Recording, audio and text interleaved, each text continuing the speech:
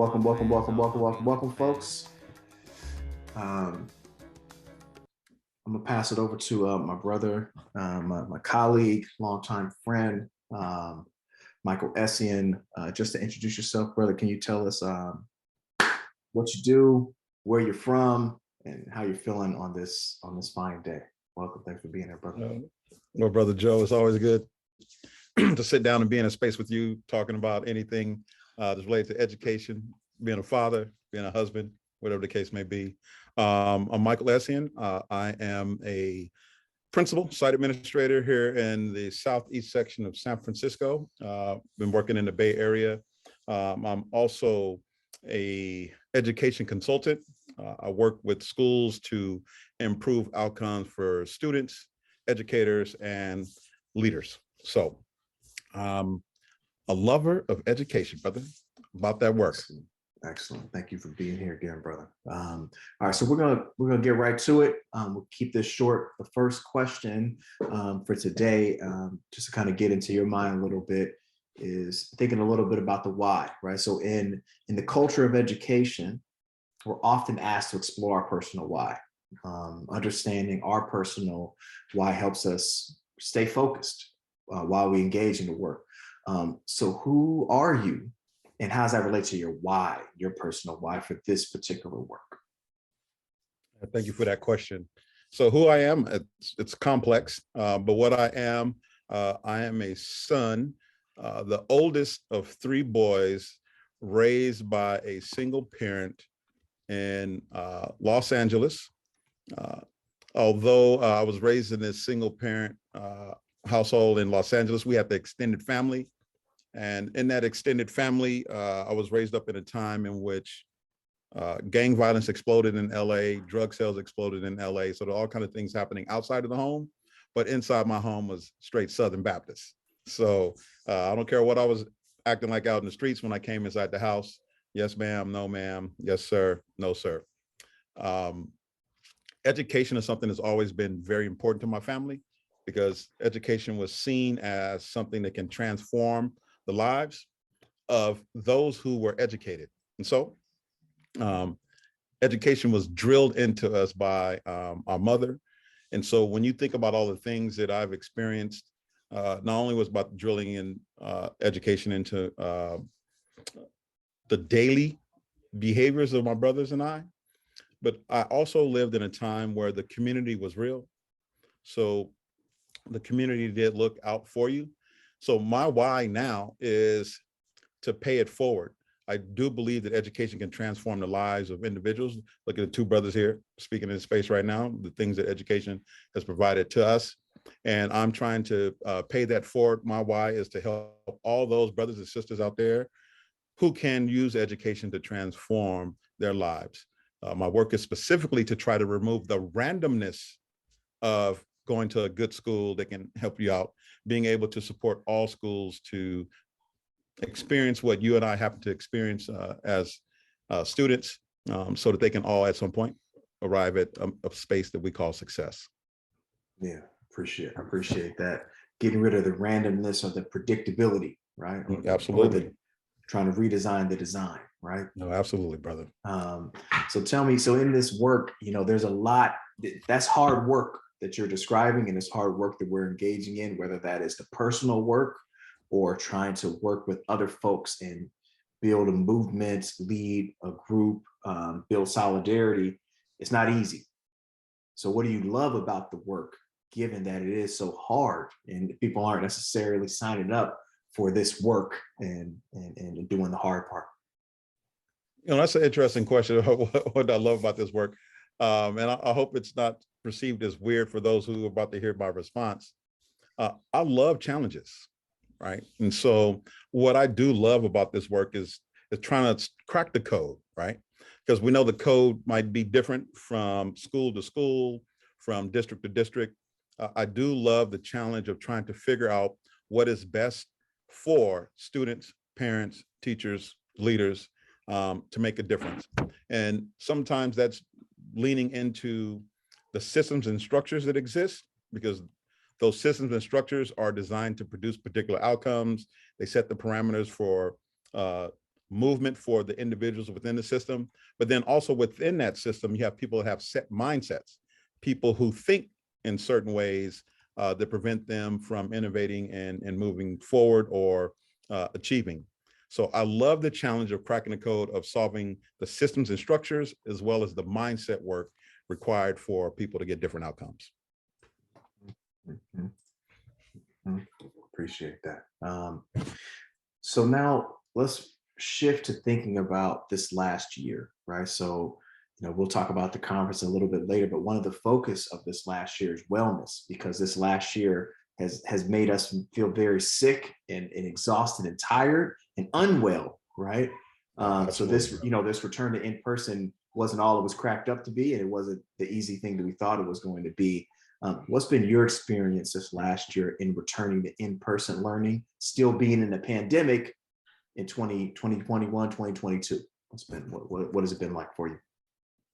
So I'm gonna say this. I've been in education now for 30 years, 3 decades. I've worked in Oakland and San Francisco, West Oakland, East Oakland. Shout out to my homies, Town Business. Got much love for the town. And then here in the Southeast section of San Francisco, places that many people consider challenging and tough. I have never, in my 30 years of education, have experienced anything as challenging as this. The return to in-person instruction, the trauma that had occurred and was continuing to occur to all members within our society. I'm talking about students, teachers, the families of the kids that were coming to school, what was happening within the cities that we live in, bus lines being reduced due to the coronavirus. It was just challenging all around with respect to being back in the schools. And many of the conversations, I do believe how we think about work, how we talk about the work shapes our experiences. And prior to returning to in-person learning, there was a lot of conversation around learning loss, which I think is a valuable conversation. Like all conversations are valuable. But one of the things that we did not talk about, we did not talk about the interruption of the social development of children. Like the children that we teach, they are progressing in society. They are learning new strategies as their bodies are maturing. That maturity and interaction inside the schools, that was interrupted. The social development of children. And coupled with that interruption, we had the mental health issues that kids had by being isolated.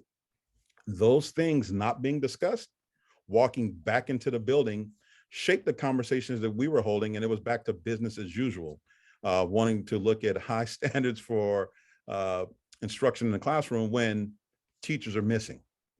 You got 6 to 7 teachers missing on a daily basis and no subs to cover the classes. So what do you do with 6 classrooms of kids with no sub to cover? And we're talking about learning loss. That has been a struggle to try to figure out the solution to that.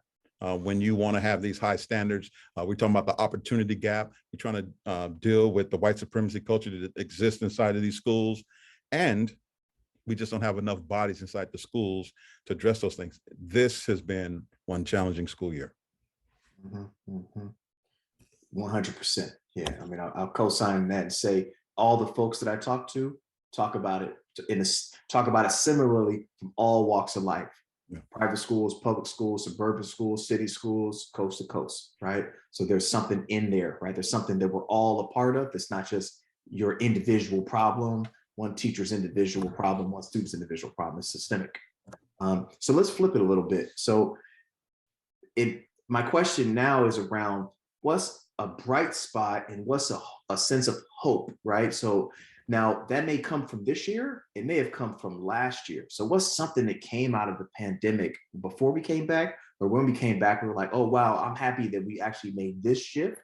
And this is actually working for us. Whereas we weren't even talking about this before, we weren't doing it before, but look at us now, we're doing this, and look at the impact it's having on adults or on students and education. What's something that we did gain from this pandemic that we needed to do? So I'm gonna respond to this in 2 ways. I'm going to talk about something globally, and then I'm going to talk about something specific.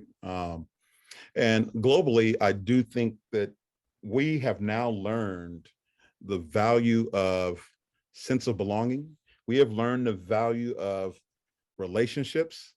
We have learned the value that coming back into any space, it becomes important to build community.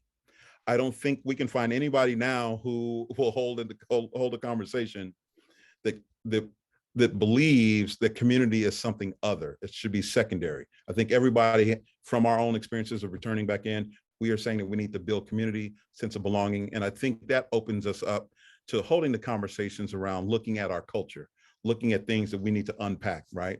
So I think on a global level, I think we are primed now to lean into a really great conversation around looking at our culture, like white supremacy culture, looking at microaggressions, looking at implicit biases, looking at discourse one versus discourse two, how we talk about the single narrative versus multiple stories. I think we're now primed to lean into that conversation. So that's, I think, something that's happened globally.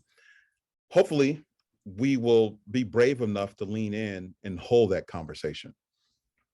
One of the things I say personally, especially with some of the things that have happened here at my school site, I think much of the work that was done previously around student agency and thinking about feedback, thinking about changing how we give feedback to students to alter what grades mean. We had a great trajectory prior to the pandemic, and the pandemic really interrupted that. But the conversations that we held inside the pandemic in my professional learning community, the disconnect that occurred with the hybrid learning, the synchronous and asynchronous learning, it highlighted the need for feedback, right? It highlighted the importance of it, where grades, the A, B, C, D, in the conversation that people are holding, it showed how that conversation was really irrelevant because students needed the proper appropriate feedback. So a bright spot for this year, we just celebrated today our professional learning community, and it was called the PLC Feedback Loop Movie Night, where the teachers that were engaging in PLCs for like the last, I don't know, 8 to 9 weeks, created a little movie capturing their learning. And so we had like a little Oscar award ceremony, looking at them, giving them feedback based upon rubrics. And it was amazing to see what our teachers learned. And I'm going to say, I'm going to walk away that is a bright spot in the face of all of the madness that has been going on. There were some amazing things that teachers still engaged in as a professional learning community. Mm-hmm. Beautiful, beautiful. Yeah. Yeah, I think this is the things we hope we hold on to, right? Long term. So let's switch to a long-term question. As you think about where you see education headed, or where you hope it to be headed in the next 20 to 40 years, what do you see on the horizon? Maybe what are the two paths that we could be going down? You know what I mean? And which path do you want us to be going down? So, I'm gonna, where I see us headed. There's something about education and the bureaucracy of it that is stubborn, right? It's resistant to change. And I do see us headed towards a reckoning. I think we're beginning to see the slow wreckage. Was the reference, I read a book somewhere, the reference where public education is seen as like the Titanic, and we're headed towards that iceberg. Like, we are aware that we are headed towards that iceberg. And I don't think we've crashed yet, but we're coming close to that when we start looking at some of the number of teachers and administrators that are leaving the field, et cetera. So I think in the short term, in the next 5 to 10 years, we're going to have that tragic accident. But from that accident, there's always opportunities. And some of us are already leaning into those opportunities with understanding where we are and engaging in different kinds of work.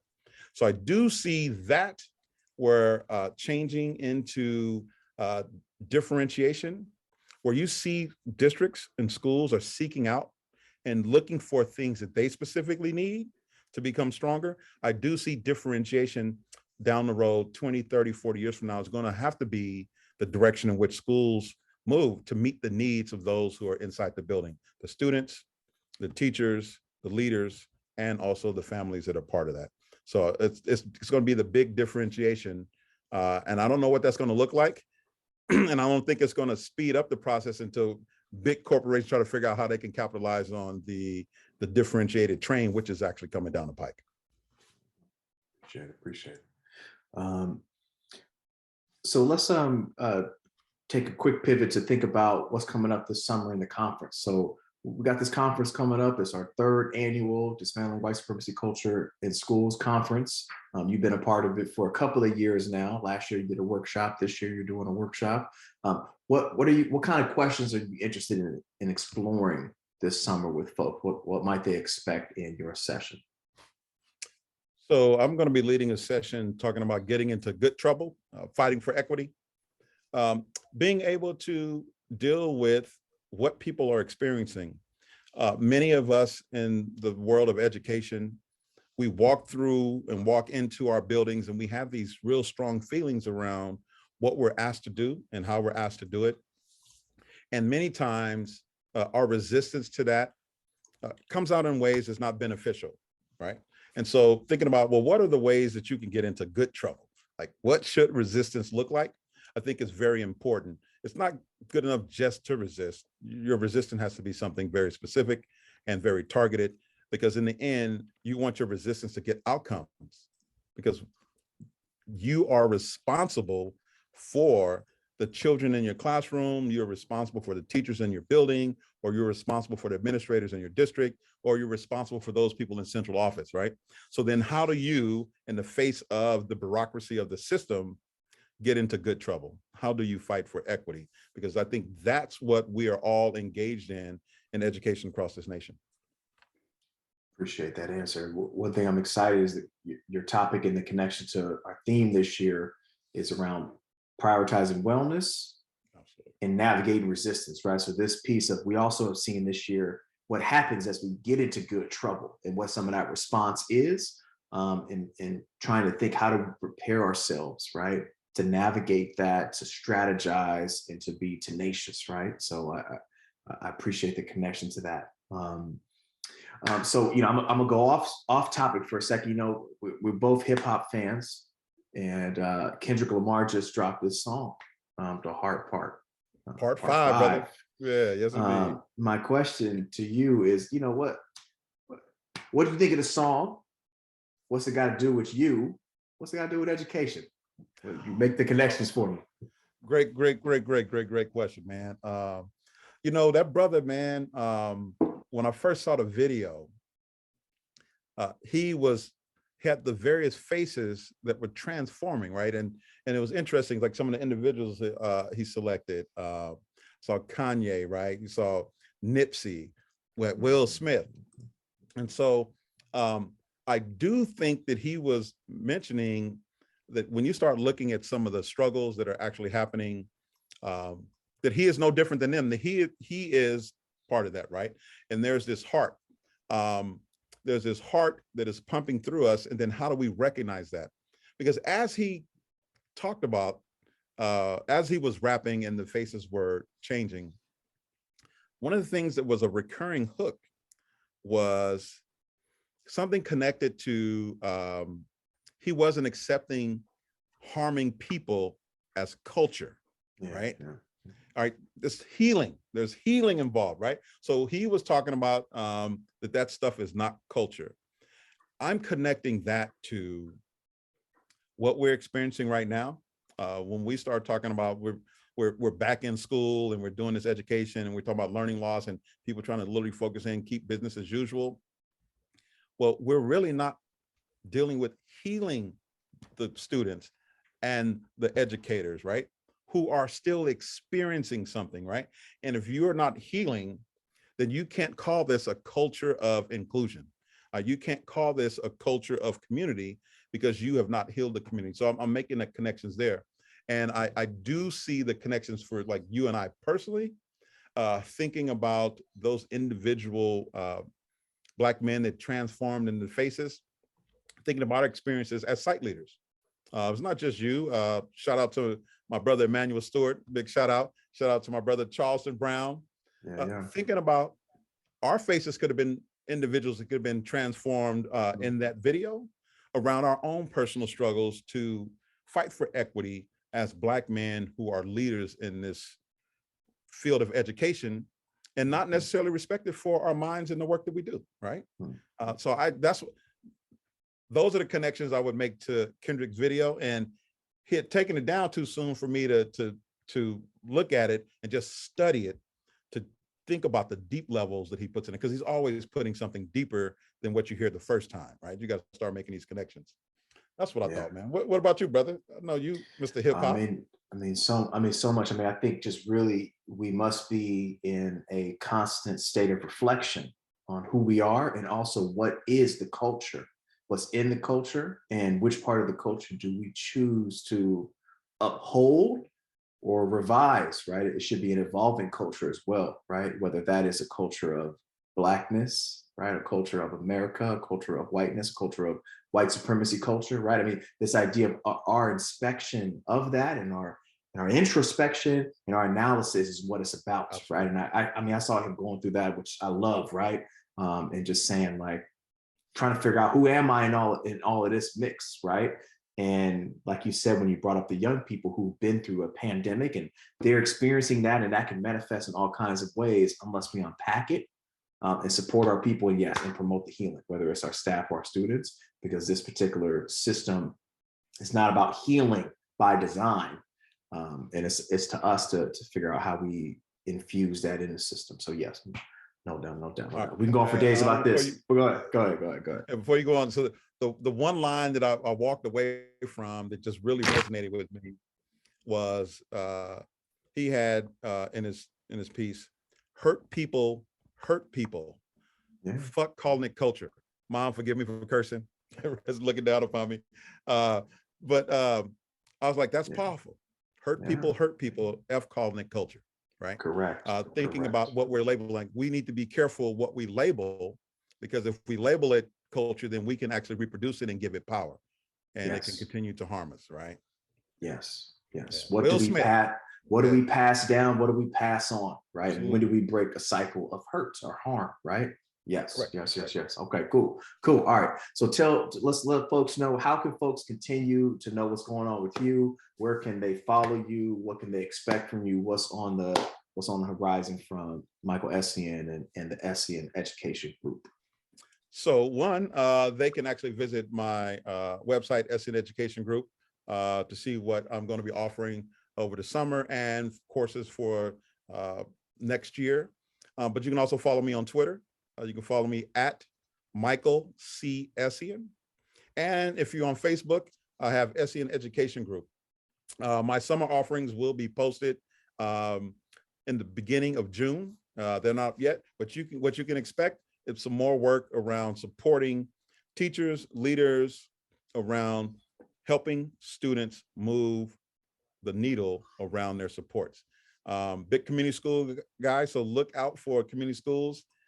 State of California just dropped $3 billion for school sites in the state of California to engage in the community school work. And for those people who don't know, I'm a big community schools guy. We've been doing it for 7 years. So look out for some stuff around that, around blogs.